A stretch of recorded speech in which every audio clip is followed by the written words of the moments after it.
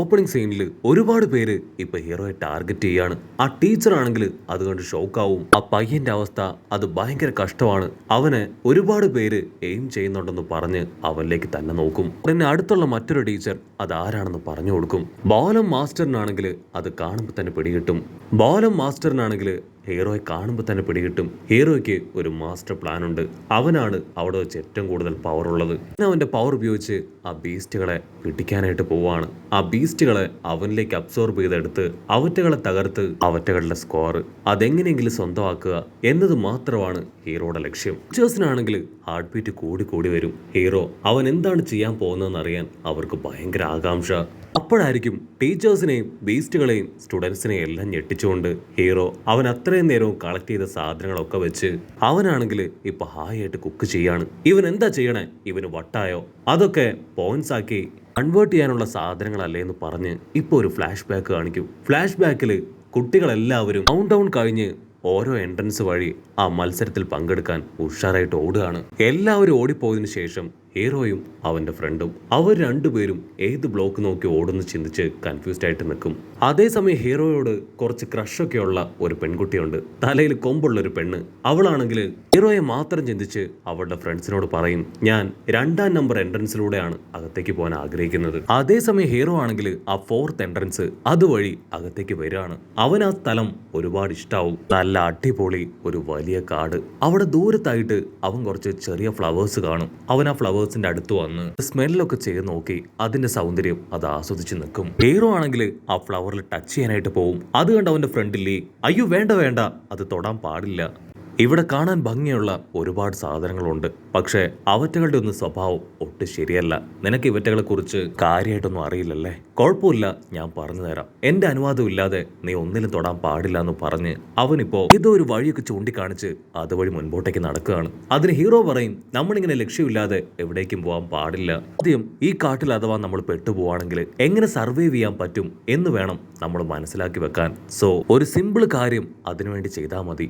നമ്മൾ ഈ കാട്ടിൽ വളരുന്ന ആളുകളാണെന്ന് കരുതുക. മൗഗ്ലിയെ പോലെ കാടിന്റെ മകൻ. സോ അങ്ങനെ ചിന്തിച്ച് അവനിപ്പോ ഒരു മരത്തിന് മുകളിൽ കയറി നിൽക്കും. ലീക്കാണെങ്കിൽ ഒന്നും മനസ്സിലാവില്ല. ഇവന് പ്രാന്താണെന്ന് ചിന്തിച്ച് അവൻ ഹീറോയെ നോക്കുകയാണ്. ഉടനെ ഹീറോ അവനൊരു ഇല ചൂണ്ടിക്കാണിച്ച് പറയും, ഇതാണ് ഇനി മുതൽ നമ്മുടെ പ്ലേറ്റ്. അതുപോലെ ആ മരത്തിന്റെ ചില്ലകൾ, അതാണ് നമ്മുടെ ബെഡ്. സോ ഇവിടെയുള്ള ഓരോ സാഹചര്യങ്ങളിൽ നമ്മൾ ഇഴുകിച്ചേരണം എന്ന് പറഞ്ഞ് അവൻ ഫ്ലാഷ് ബാക്ക് ആലോചിക്കും. ഫ്ലാഷ് ബാക്കിൽ നമ്മുടെ ഹീറോയെ അവന്റെ അച്ഛനും അമ്മയും ചെറുപ്പം മുതലേ ഒരുപാട് പ്രാരാബ്ധങ്ങൾ നൽകിയാണ് വളർത്തിയത്. അതുകൊണ്ട് തന്നെ എല്ലാ പ്രശ്നങ്ങളിൽ നിന്നും സർവൈവ് ചെയ്തു വരാൻ അവൻ വളരെ ചെറുപ്പത്തിൽ തന്നെ പഠിച്ചിരുന്നു. അതിനുശേഷമാണ് ക്യാഷിനു വേണ്ടി സ്വന്തം പാരന്റ്സ് അവനെ ആ ഡീമൻ അപ്പൂപ്പന് വിറ്റത്. പക്ഷേ അതിനുശേഷം ഹീറോയ്ക്ക് ഇതുവരെ സന്തോഷം നിറഞ്ഞ നിമിഷങ്ങൾ മാത്രമേ ലൈഫിൽ ഉണ്ടായിട്ടുള്ളൂ. ഗ്രാൻഡ് പാ ഇത്രയും നാളും അവന് കിട്ടാത്തതെല്ലാം തന്നെ അവന് കൊടുത്തു. ഹീറോ ഈ കാര്യങ്ങളെല്ലാം ഓർത്ത് അവന്റെ ഫ്രണ്ട് ലിയോട് പറയും, നമ്മൾ ആദ്യം ചെയ്യേണ്ടത് നമുക്ക് കഴിക്കാനുള്ള സാധനങ്ങൾ അത് മുഴുവൻ കളക്ട് ചെയ്യുക എന്നതാണ്. ലിയോ ആണെങ്കിൽ വണ്ടർ അടിക്കും, നീ എന്താ ഈ പറയണേ? എല്ലാവരും അവർക്ക് ആവശ്യമായിട്ടുള്ള പോയിന്റ്സിന് വേണ്ടി സാധനങ്ങളൊക്കെ കളക്ട് ചെയ്യുകയാണ്. അത് കളക്ട് ചെയ്യുന്നതിന് പകരം നമ്മളിവിടെ ചോറും കറിയും വെച്ചിരുന്നിട്ട് എന്തെങ്കിലും കാര്യമുണ്ടോ? ഉടനെ ഹീറോ ആണെങ്കിൽ അവനെ പറഞ്ഞ് മനസ്സിലാക്കും, നമ്മളിവിടെ 4 ദിവസം സ്പെൻഡ് ചെയ്യണം. സോ ഭക്ഷണം കഴിക്കാനുള്ള സാധനങ്ങളാണ് ആദ്യം കണ്ടെത്തേണ്ടത്. അത് കിട്ടാൻ ഭയങ്കര ബുദ്ധിമുട്ടാണെന്ന് പറഞ്ഞ് അവൻ അവന്റെ ഫ്രണ്ടിനെയും കൂട്ടി അവർക്ക് കഴിക്കാനുള്ള സാധനങ്ങളൊക്കെ കളക്ട് ചെയ്ത് ഫുഡൊക്കെ ഉണ്ടാക്കി ഹാപ്പി ആയിട്ട് കഴിക്കുകയാണ്. അപ്പൊ ദൂരത്തായിട്ട് വേറെ 2 സ്റ്റുഡൻസ് അവരാണെങ്കിൽ ഇപ്പൊ തലയ്ക്ക് കൈ കൊടുത്തിരിക്കുകയാണ്. ഇവർ രണ്ടുപേരും ഇത്രയും വലിയ മണ്ടന്മാരായിരുന്നോ? ആക്ച്വലി ഇവർ കളക്ട് ചെയ്യുന്ന പോയിന്റ്സ് അത് അടിച്ചു മാറ്റി നമുക്ക് പോയിന്റ്സ് കൂട്ടാമെന്ന് കരുതിയാണ് ഇവരെ ഫോളോ ചെയ്തത്. പക്ഷേ ഇവര് വെറും മണ്ടന്മാരാണ്. ഇവരെ ഇത്രയും ടൈം ഫോളോ ചെയ്ത് നമ്മുടെ ടൈം അത് വേസ്റ്റ് ആയെന്ന് പറഞ്ഞ് അവർ തിരികെ പോവും. അപ്പൊ ലോങ് ഷോട്ടിലായിട്ട് ടീച്ചർക്കാണെങ്കിൽ ഭയങ്കര അത്ഭുതം. ഇതുപോലൊരു ഡിഫറെന്റ് ആയിട്ടുള്ള സ്ട്രാറ്റജി ആ ടീച്ചർ ഇതുവരെ കണ്ടിട്ടില്ല. ഹീറോ അവന്റെ എനിമീസിനെ നൈസായിട്ട് പറ്റിച്ചത് ആ ടീച്ചറിന് ഒരുപാട് ഇഷ്ടാവും. ലീക്കും ഏകദേശം ഇപ്പൊ ഹീറോയുടെ ഐഡിയ ഒക്കെ പിടികിട്ടും. മാത്രമല്ല ലീ അവൻ നൈസായിട്ട് ഹീറോ അറിയാതെ കുറച്ച് ഇൻഗ്രീഡിയന്റ് അടിച്ചു മാറ്റി അവന്റെ പോക്കറ്റിലാക്കി കഴിഞ്ഞു. ലീക്കാണെങ്കിൽ ഭയങ്കര സന്തോഷം. അവൻ ഹീറോയോട് പറയും, ഇവിടെ കുറച്ച് പെൺകുട്ടികൾ കൂടെ ഉണ്ടായിരുന്നെങ്കിൽ അടിപൊളിയായനെ അല്ലേ? ഹീറോ ആണെങ്കിൽ അവൻ പറയുന്നത് കേട്ട് ചിരിക്കും. അതിനവൻ, നമ്മളെന്ന് ആ 4 പെൺകുട്ടികളുടെ കൂടെ പാർക്കിൽ പോയത് ഓർക്കുന്നുണ്ടോ? ഒരു സെക്കൻഡ് ആ കാര്യം ആലോചിക്കും. ആസും ലീയും അങ്ങനെ ക്ലോസ് ഫ്രണ്ട്സ് ഇവർ കുറച്ച് പേര് 4 പെൺകുട്ടികളുടെ കൂടെ കുറച്ചു കാലം മുൻപ് കറങ്ങാനൊക്കെ ആയിട്ട് പോയിരുന്നു. ലീ ആണെങ്കിൽ ബാക്കിയുള്ള 3 ബോയ്സിനെയും എങ്ങനെയെങ്കിലും പുറകിലേക്ക് തള്ളിയിട്ട് ആ പെൺകുട്ടികളുടെ നടുവിൽ ഒറ്റയ്ക്ക് ഹീറോ ആവാൻ ശ്രമിക്കും. അതായിരുന്നു അന്നത്തെ അവന്റെ ലക്ഷ്യം. പക്ഷെ ആ ഗേൾസിനാണെങ്കിൽ ലീയെ അത്രയ്ക്ക് അങ്ങോട്ട് ഇഷ്ടപ്പെടുമൊന്നുമില്ല.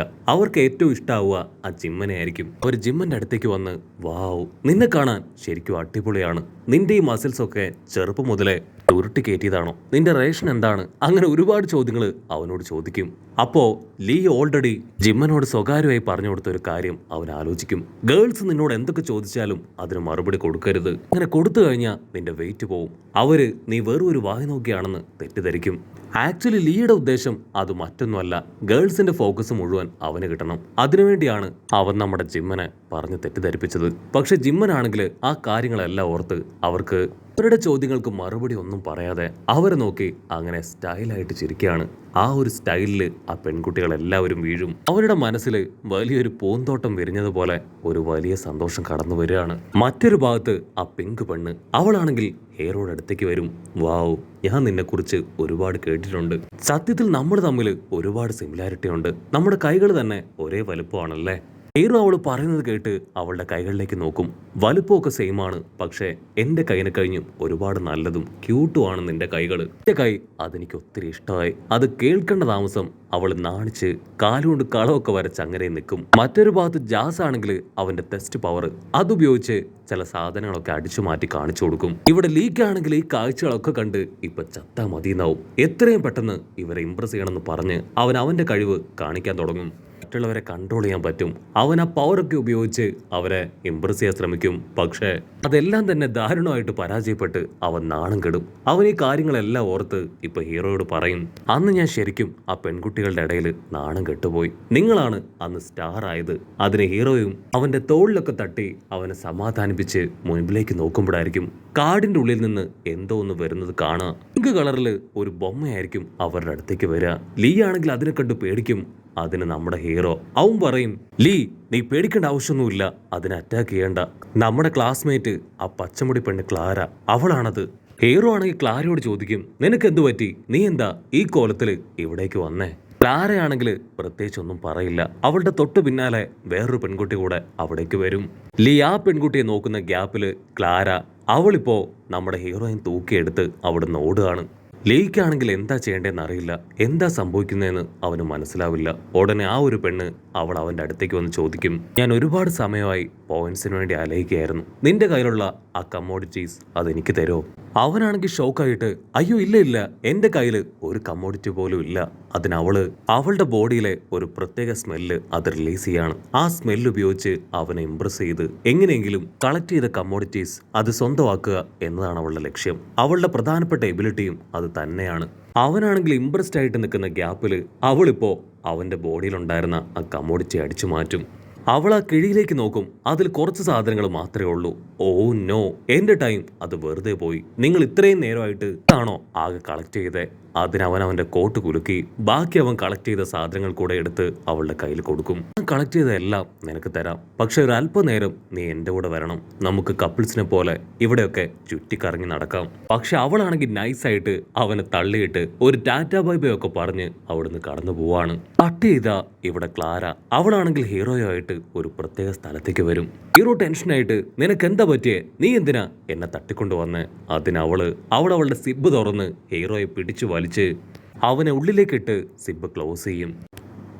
ഹീറോ ആണെങ്കിൽ ചുറ്റും നോക്കും. അവിടെ മുഴുവൻ ഡാർക്കാണ്. അപ്പോഴായിരിക്കും നമ്മുടെ ക്ലാര പെണ്ണ് അവൾ അതിനുള്ളിൽ നിന്ന് ചാടി വന്ന് ഹീറോയെ ഹഗ് ചെയ്യുക. അങ്ങനെ അവിടെ വെച്ച് ഈ ഒരു എപ്പിസോഡും അവസാനിക്കുന്നു.